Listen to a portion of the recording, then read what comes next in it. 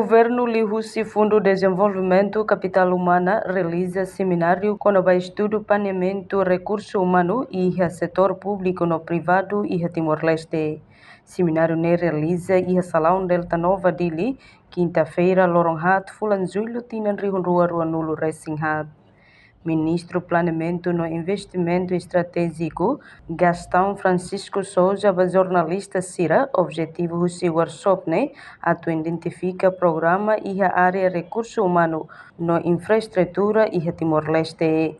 Cada ministério precisa ter de dia em recurso humano no banheira identifica ona tem que for formação para recurso humano nebe iha ou de dia dia cuidan iha futuro. O objetivo principal também está a identificar o governo e o programa. O programa do governo nebe que a oposição e o Parlamento Nacional na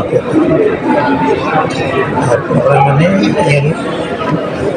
para o setor humano no setor infraestrutura no setor saúde.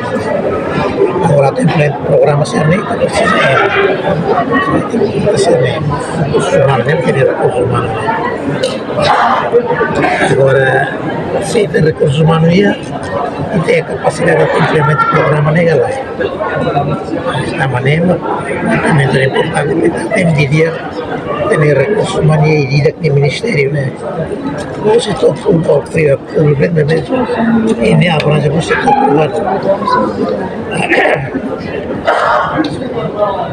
Uma vez identifica que tem recursos humanos, também lá tem e também que precisa de formação. Então, a também o curso de formação também lá tem.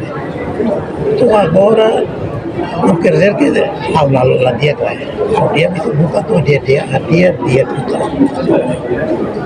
A reportagem Sabina Sansa, Televisão Timor-Post.